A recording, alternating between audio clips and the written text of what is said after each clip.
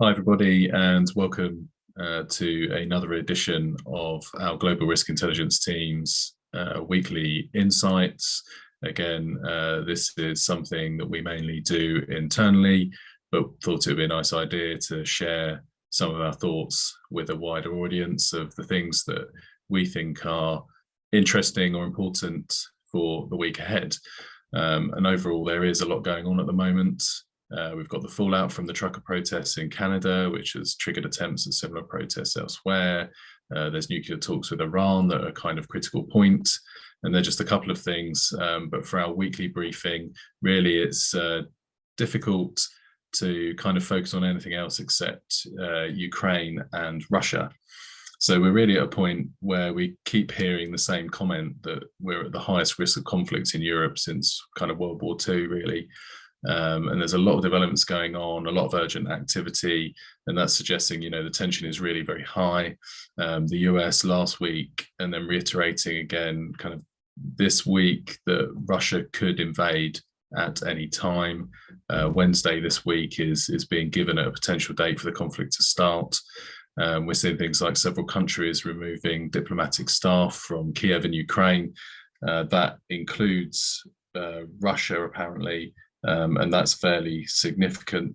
The removal of Russian diplomatic staff was something we were tracking as an indicator of an increased risk of conflict.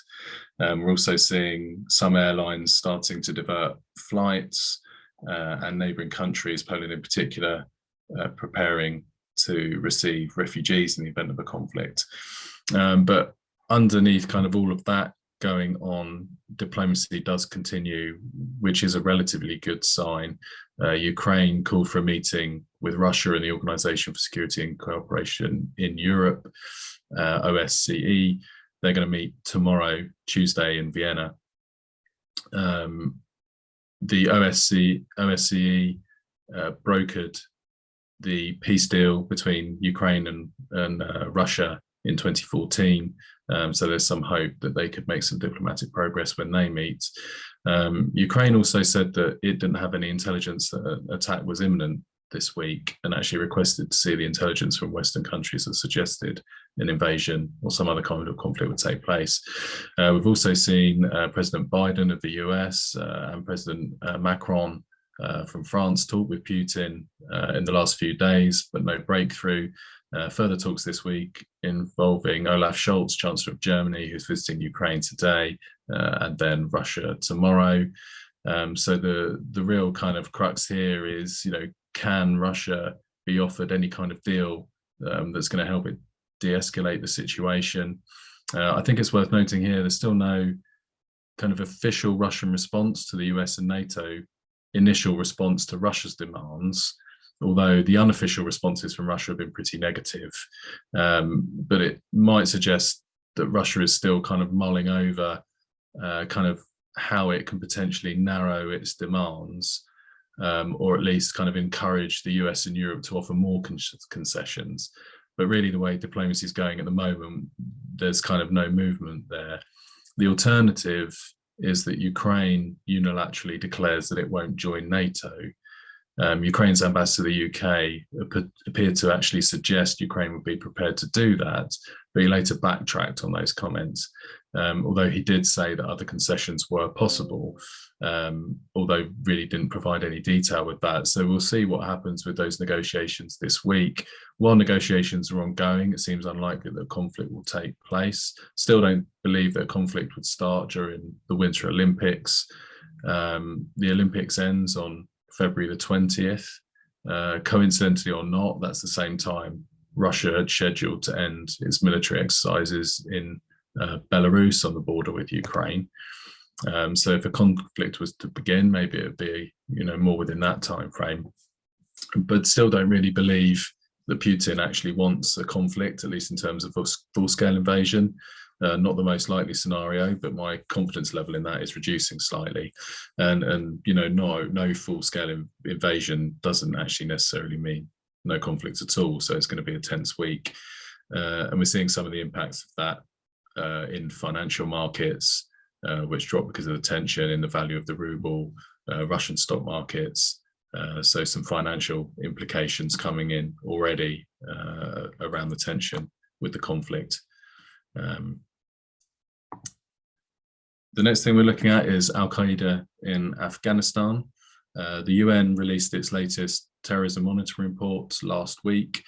That provides a really useful update on all regions globally, actually, but focusing on Afghanistan since the US withdrawal, because there were a lot of concerns over terrorism immediately after the US and its allies left.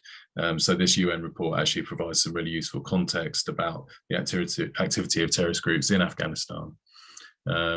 So according to that report, terrorist groups in Afghanistan enjoy greater freedom there than any time in recent history, which is obviously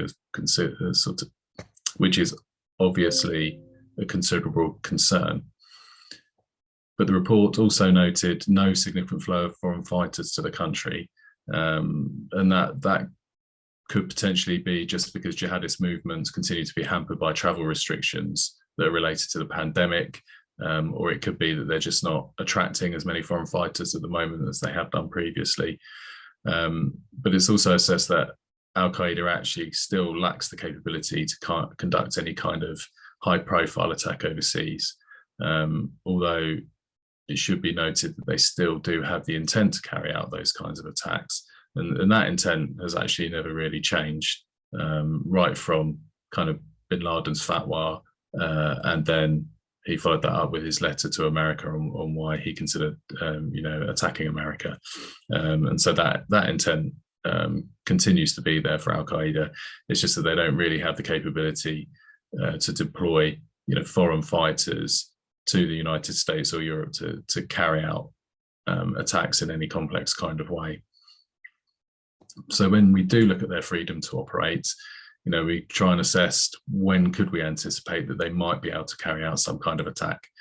There's a really interesting report from the Afghanistan study group that was carried out in February 2021, so actually not long before the US withdrew. According to that report, a sort of quick withdrawal from the US, would potentially kind of allow Al Qaeda to carry out attacks on the US within about 18 months to 3 years. So with the timing we're kind of at now, that's anywhere from the 6-month outlook onwards.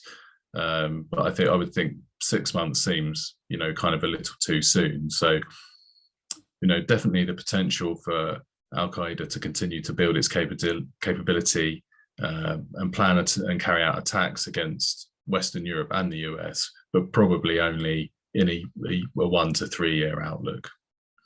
What would the indicators of this be?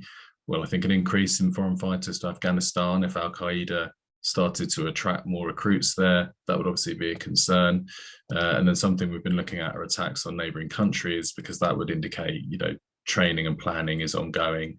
However, there is some information to suggest that the Taliban are trying to constrain groups from targeting neighboring countries, particularly China and Chinese assets in the region and Pakistan, although that's more probably around wanting to kind of try and rebuild economic and trade links with those countries than anything else.